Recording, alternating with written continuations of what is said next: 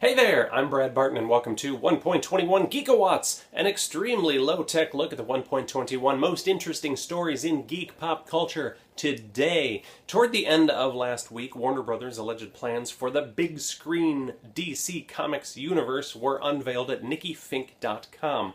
Here's what Warner Brothers will apparently be announcing to the world at San Diego Comic-Con in July. You ready for this? We're kicking things off in May 2016 with Batman v Superman: Dawn of Justice. That will be followed in July 2016 by Shazam! Here he is, aka Captain Marvel. That will be July 2016. And then in Christmas 2016, Sandman. Then May 2017, we see the Justice League film that we've been talking about so much over the last few months. That is followed in July 2017 by a Wonder Woman solo film, and then finally Christmas 2017, a Flash and Green Lantern team-up film. More about that in a second. And then finally in May 2018, Man of Steel 2. Whoa! That's a lot of movies. That's a mouthful. So I've got some quick thoughts on some of this that I want to share and some follow-up information. First of all, Batman versus Superman. Now we know that officially this technically is not Man of Steel 2, because Man of Steel 2 is slated to come out in 2018. So that's sort of interesting. The Shazam movie, that has been attached to Dwayne "The Rock" Johnson, or he's been attached to the movie for a long time in the rumor mill. Who knows if that will actually pan out to be true.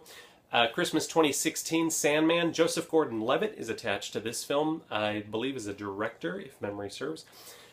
May 2017, the Justice League film. Every one of these folks pictured here is slated to pop up in this movie. Aquaman, Green Lantern, Wonder Woman, Superman, Batman, The Flash, and Cyborg. And in fact, they are all supposed to show up probably in the films well before this Justice League movie.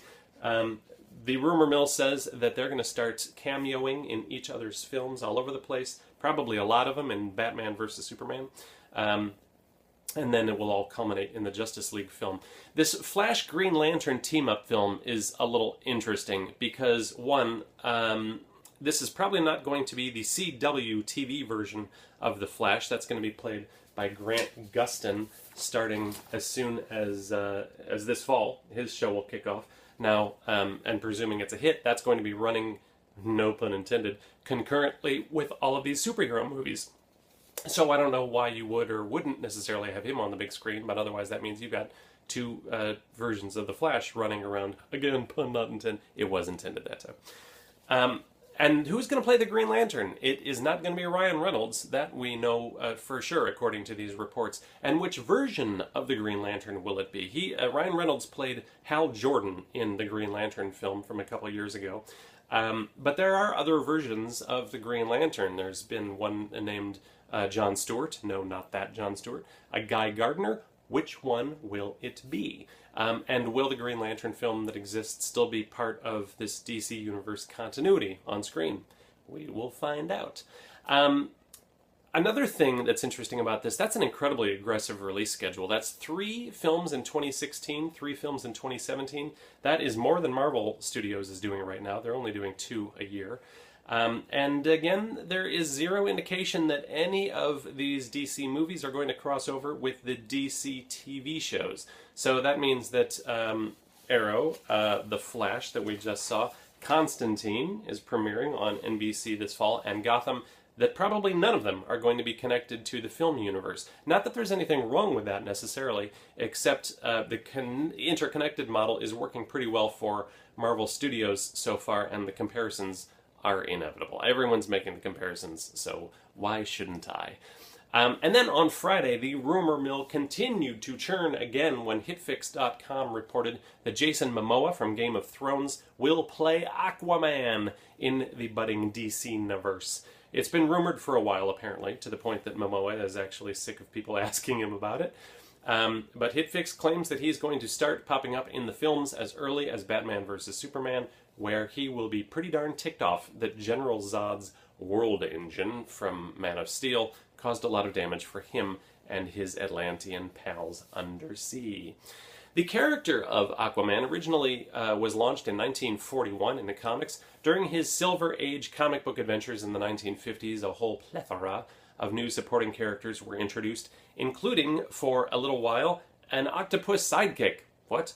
For today's trivia question, I want you to name that octopus.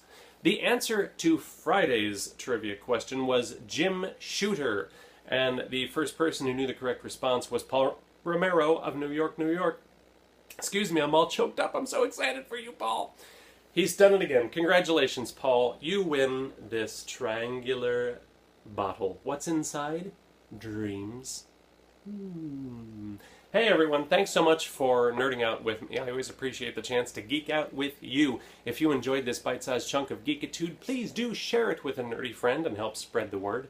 And subscribe to the channel if you have not yet done so. I would love it if you did that. And of course, you can always reach out to me and let me know how you think it's going in the comments section attached to this video, or over on Twitter where I am at BradBarton72. Otherwise, that's it for today's 1.21 Geekawatts. I'll see you again on Wednesday. Have a wonderful day, everyone. Bye-bye.